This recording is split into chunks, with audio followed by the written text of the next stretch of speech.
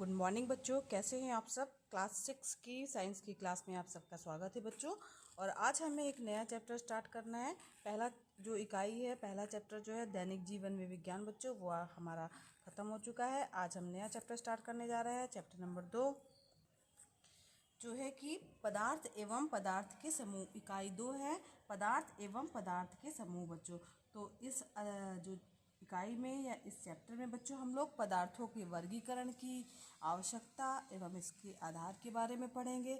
साथ ही बच्चों विभिन्न लक्षणों के आधार पर वस्तुओं का वर्गीकरण देखेंगे और अणु एवं परमाणु का संक्षिप्त परिचय भी इस इकाई के अंतर्गत हम जानेंगे बच्चों। तो बच्चों आप अपने स्कूल तथा घर और आसपास अनेक वस्तुएं देखते हैं जिनका आपके दैनिक जीवन में उपयोग होता है, जैसे कुर्सी हो गई, हवा है, पेड़ पौधे हैं, तखत हो गया और बहुत सारी ऐसी वस्तुएं हैं जो हम अपने दैनिक जीवन में उपयोग करते हैं। और इसमें से कुछ वस्तुएं तो बच्चों मनुष्यों के द्वारा बनाई गई हैं, जैसे कुर्सी हो गई, खुरपी हो गई और तखत हो गया, ये सब तो मनुष्यों ने बनाया है। और कुछ जो है वो प्रकृति में स्वयं ही पाई जाती हैं, जैसे पेड़ पौधे, हवा, ये सब तो इन्हें तो हम बनाते नहीं हैं। तो ये सभी पदार्थों से मिलकर जो है बनी होती है। हमारे आसपास की सभी वस्तुएं जिनमें भार होता है, जो स्थान घेरता है तथा जिसका ज्ञानेंद्रियों के द्वारा एहसास किया जा सकता है, वो क्या कहलाती है बच्चों? पदार्थ कहलाती हैं। तो पदार्थ से क्या तात्पर्य हुआ कि जिसका कुछ न कुछ भार होगा, कोई ना कोई स्थान वो घेरेगा, ठीक है। और जिनका जो है ज्ञानेंद्रियों के द्वारा, तो हमारी कितनी ज्ञानेंद्रियां हैं? तो हमारे पास 5 ज्ञानेंद्रियां हैं। कौन कौन सी हैं बच्चों ज्ञानेंद्रियां? तो नाक, आँख, मुंह, कान, जीभ और त्वचा, ठीक है। तो मुंह के अंदर जो जीभ है, मुंह अलग से नहीं है, उसके अंदर जो जीभ है वो हमारी ज्ञानेंद्रियों के अंतर्गत आता है बच्चों। और त्वचा तो जिसके द्वारा हम स्पर्श करते हैं और हमें जो है उसके द्वारा किसी वस्तु का एहसास होता है। तो अतः प्रत्येक पदार्थ क्या होता है बच्चों? स्थान घेरता है और उसका कोई ना कोई भार होता है, ठीक है। तो जो प्रत्येक पदार्थ होगा उसका वो कोई ना कोई जगह लेगा और उसका कुछ ना कुछ बच्चों भार होगा। तो आइए प्रतिदिन उपयोग में होने वाले कुछ निर्जीव वस्तुओं को अपने परिवेश से एकत्रित करते हैं। और इस एकत्रित संग्रह में हमारे पास हो सकता है बाल्टी, खुरपी, थाली, पहिया आदि। इन वस्तुओं को ध्यान से देखिए तथा प्रत्येक वस्तु जिन जिन पदार्थों से बनी है उसको पहचानने का प्रयास कीजिए बच्चों। तो बाल्टी जो है, जैसे मान लीजिए आपने बाल्टी ली, तो बाल्टी प्लास्टिक की भी हो सकती है और लोहे की भी हो सकती है। खुरपी जो है वो लोहे की बनी होगी और लकड़ी, उसमें पीछे जो हैंडल लगा होता है वो किसका होता है बच्चों? लकड़ी का होता है। तो हम देखते हैं कि कोई वस्तु एक ही पदार्थ से बनी होती है तथा ऐसा भी हो सकता है कि एक ही वस्तु जो है कई पदार्थों से बनी हो ना, 2 पदार्थ भी उसमें लग सकते हैं। तो जिस कार्य के लिए हमें वस्तु बनानी होती है उसी के अनुसार हम पदार्थ को भी चुनते हैं। जैसे ग्लास, तो ग्लास जो है कांच का भी ग्लास होता है और स्टील का भी ग्लास हो सकता है ना, यानी धातु का भी हो सकता है। तो यहाँ पर बच्चों एक देखिए आपकी तालिका दी हुई है, ठीक है। तालिका 2.1 दी हुई है। इसमें एक पदार्थ से कई वस्तुएं जो बनाई जाती हैं उसको लिखना है कि किन किन चीज़ों से जो है वो पदार्थ दिया हुआ और उनसे कौन कौन सी वस्तु जो है वो बनी हुई है। केवल एक ही वस्तु जो है उसके बारे में लिखना है। तो ये जो बच्चों टेबल बनी हुई है ना, इसको आपको लिखना है तालिका 2.1 में। आप अपने आप इसको पूरा करिएगा। जैसे लोहा, तो लोहे से बनी हुई चीज़ें कौन कौन सी हैं? तो लोहे से पेंच जो है वो हमारे बनते हैं, कील बनती है लोहे की, बर्तन भी लोहे के बनते हैं ना, और औजार वगैरह भी जो है वो लोहे के इस्तेमाल होते हैं, वो जो कि लोहे से बने होते हैं। लकड़ी से बनने वाली कौन कौन सी वस्तुएं हो सकती हैं?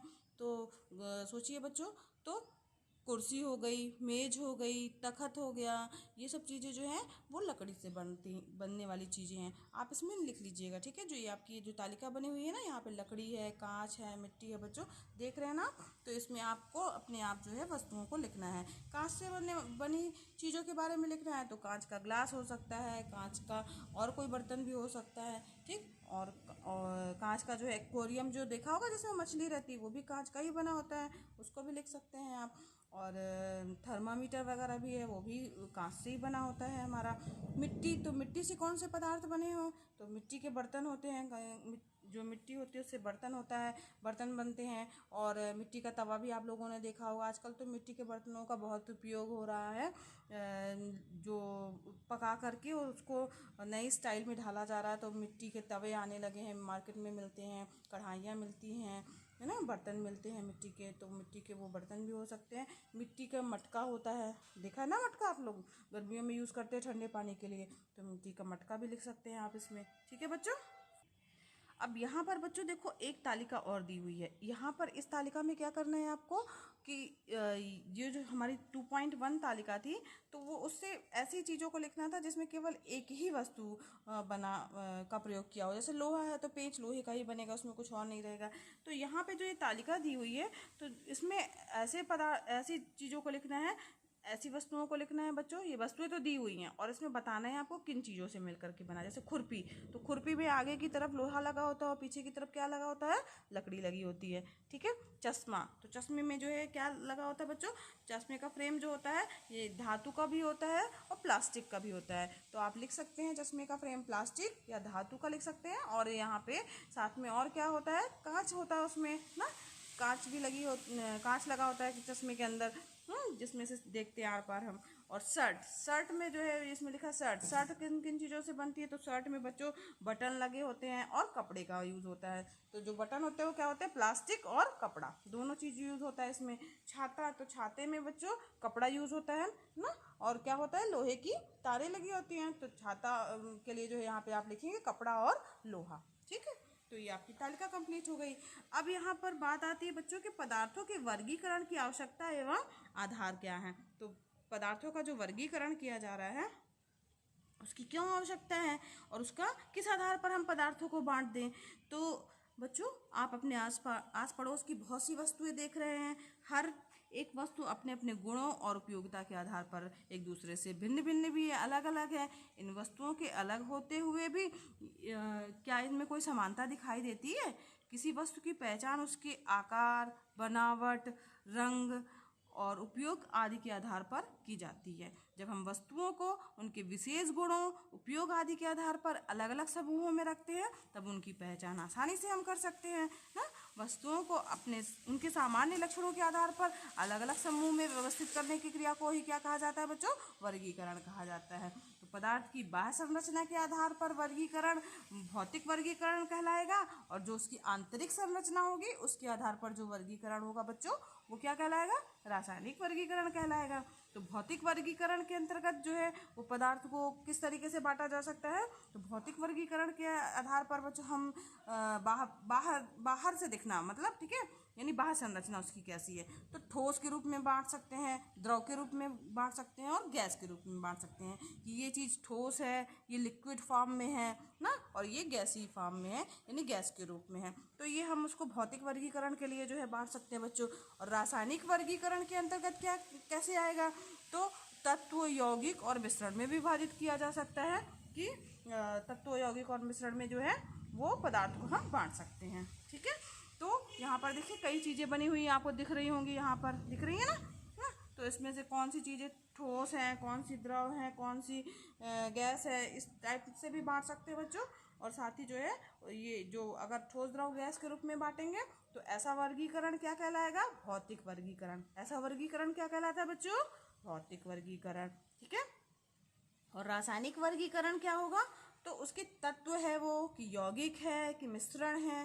तो जब ऐसा वर्गीकरण किया जाता है तो ऐसे वर्गीकरण को क्या बोलते हैं, रासायनिक वर्गीकरण कहते हैं। ठीक। तो पदार्थों का वर्गीकरण की आवश्यकता क्यों है हमें, ये आपको समझ में आ गया होगा, ताकि हम उन वस्तुओं को अलग अलग तरीके से पहचान पाएँ और विशेष गुण, उपयोग आदि के आधार पर अलग अलग समूहों में हम रखते हैं, बनावट के आधार पर, रंग के आधार पर, उपयोग के आधार पर ना। तो इसलिए हम उनको अलग अलग उसमें आधार वर्गीकरण करते हैं। ठीक है। और उसका क्या आधार है, तो दो आधार है। पहला तो था भौतिक वर्गीकरण, ठीक, जो कि बाह्य संरचना के आधार पर था, और दूसरा आधार क्या था, आंतरिक संरचना के आधार पर। तो ये कैसा वर्गीकरण था बच्चों, ये था हमारा रासायनिक वर्गीकरण। ठीक है, जो उसकी आंतरिक संरचना के आधार पर था। तो यहाँ पर देखो बच्चों ये कुछ चीज़ें दिखाई दे रही हैं जो कि हमारे चारों ओर दिखने वाली कुछ वस्तुएं हैं, यानी हम रोज इनको लगभग देखते हैं।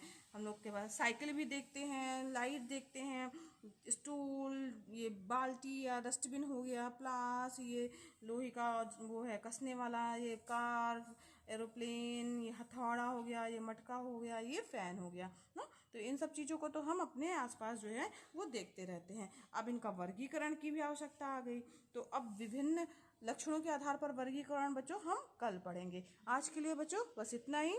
और बच्चों अगर आपको मेरा पढ़ाना पसंद आ रहा हो तो मेरे वीडियो को लाइक कीजिए। अगर आपने अभी तक मेरे चैनल को सब्सक्राइब नहीं किया बच्चों तो मेरे चैनल को सब्सक्राइब भी कीजिए, ताकि आपको नए वीडियोस मिलते रहें। और साथ ही बच्चों दूसरे बच्चों को शेयर भी कीजिए, क्योंकि यह एकदम निःशुल्क है, फ्री है बच्चों। ठीक है, धन्यवाद बच्चों, मिलते हैं कल की क्लास में।